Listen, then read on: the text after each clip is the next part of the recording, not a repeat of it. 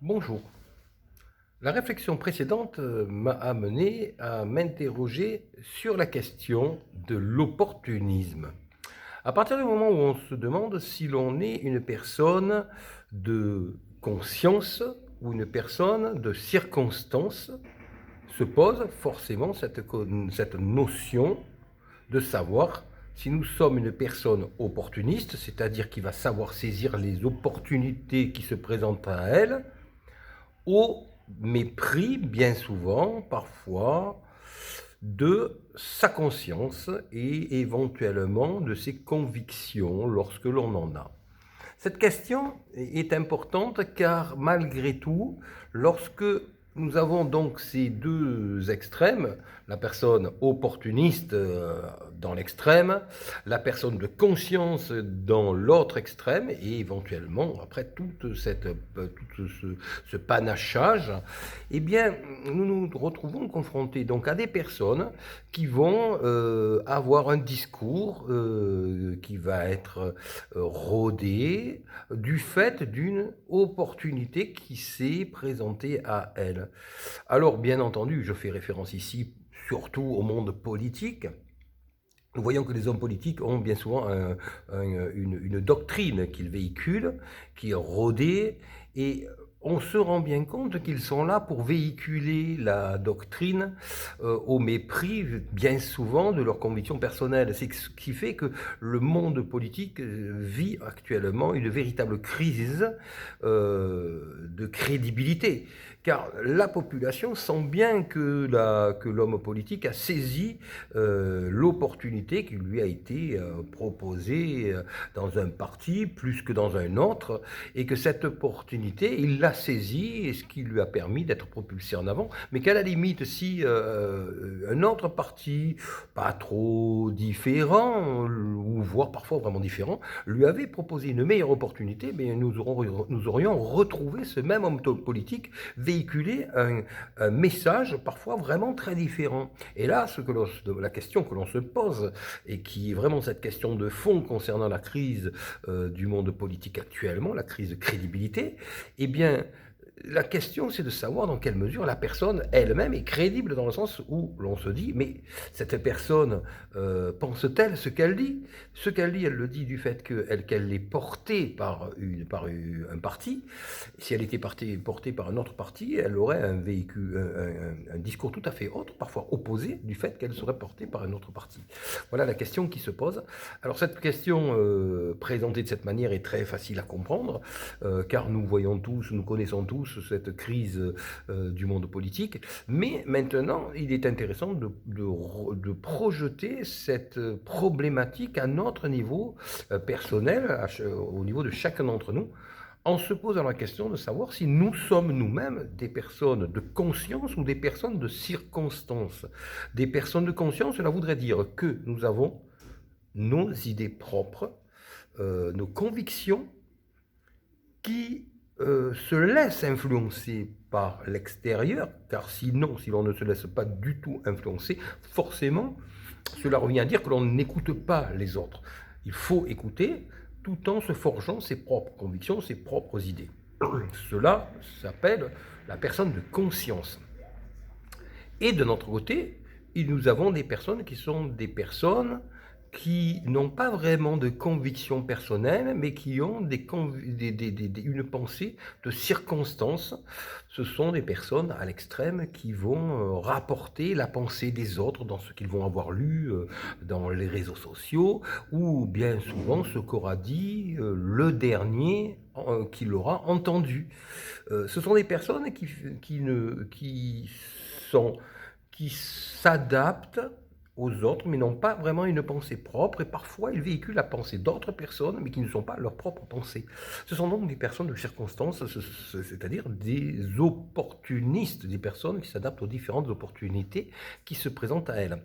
Le problème que cela pose, c'est que parfois nous avons des personnes qui parlent, qui ont une verve, qui savent s'exprimer, et qui sont crédibles quand on les écoute.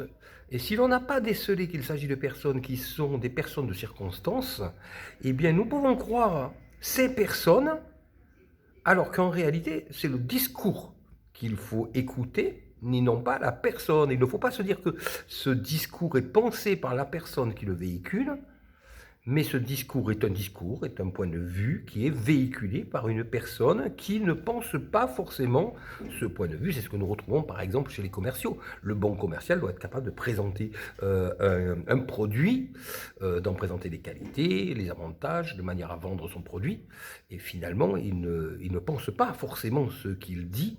Il peut, mais ce n'est pas non plus obligatoire. Et si on va vraiment à l'extrême et qu'on pousse vraiment les choses, eh bien on aboutit à la notion d'avocat, puisque l'avocat est là pour représenter un point de vue.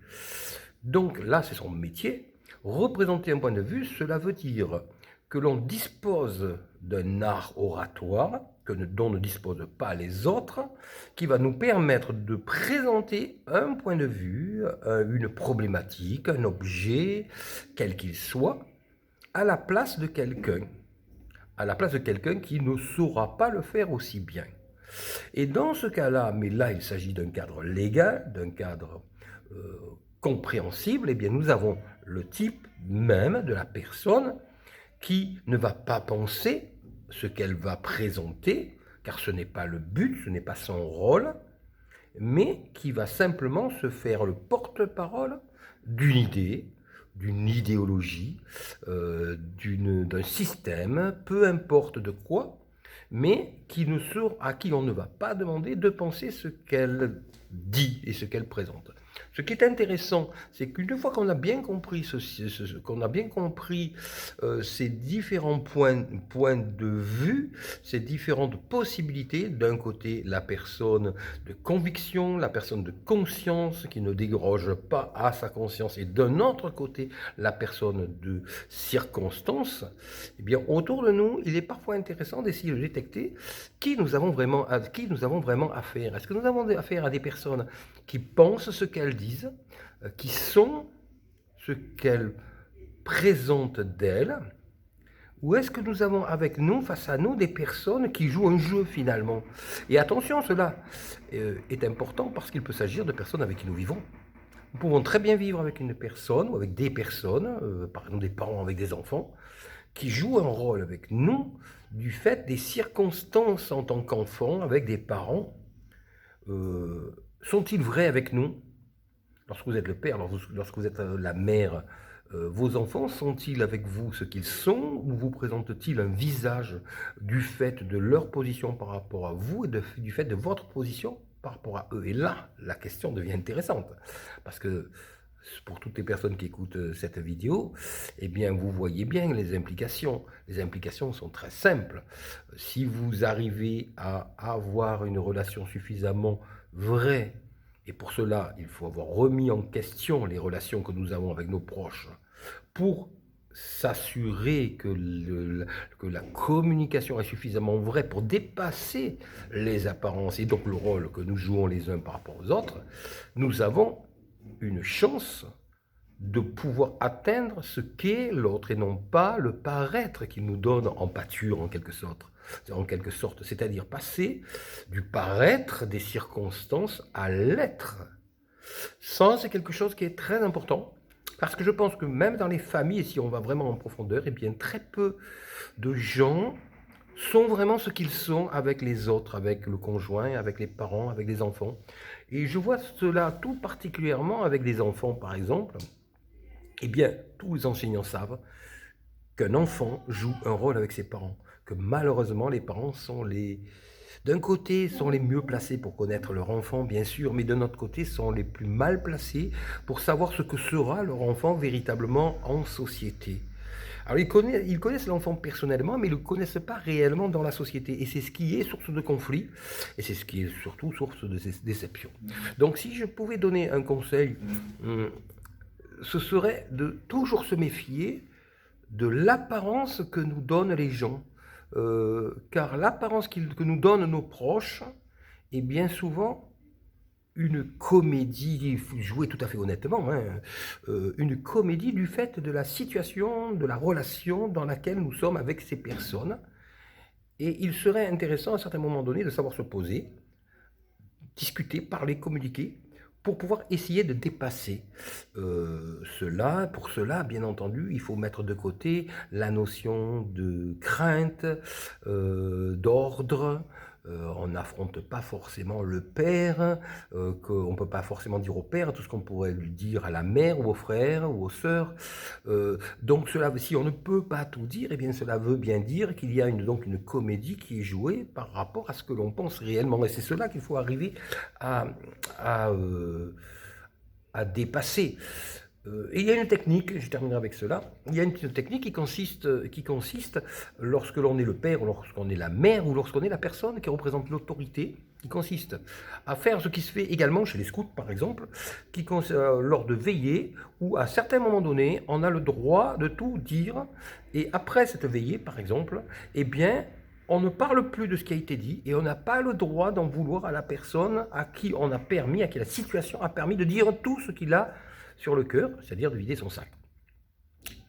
Ça peut être assez difficile, parfois à supporter d'entendre des choses que l'on va entendre et que l'on n'aurait pas cru entendre, mais ça peut être très utile pour permettre à quelqu'un de ne pas garder sur le cœur ce qu'il a à exprimer.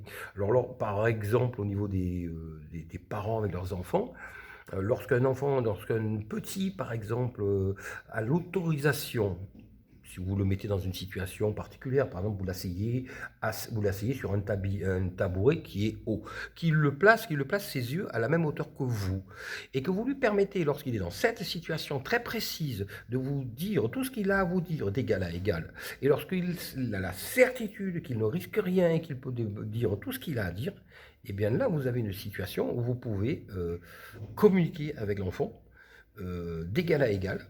Vous pouvez lui permettre de dire tout ce qu'il a à vous dire, et éventuellement, cela vous donne la possibilité d'avoir une relation vraie avec votre enfant. Ce n'est pas pour cela que cela perdurera, mais au moins le processus a été mis en place. Ça peut durer éventuellement toute la vie. Vous pouvez garder cette relation vraie avec votre enfant toute votre vie ou pas, selon les influences extérieures qui peuvent intervenir, bien entendu. Mais au moins, ce procédé qui est antique, puisqu'il a été utilisé depuis de très très très nombreux siècles, voire millénaires, eh bien, s'il a toujours existé, il est bon d'en rappeler les bienfaits. Donc en fait, cela revient à rappeler les bienfaits de la communication. Je vous remercie et je vous dis à bientôt. Bien entendu, si vous aimez cette vidéo, vous pouvez mettre un petit like, cela fait toujours plaisir.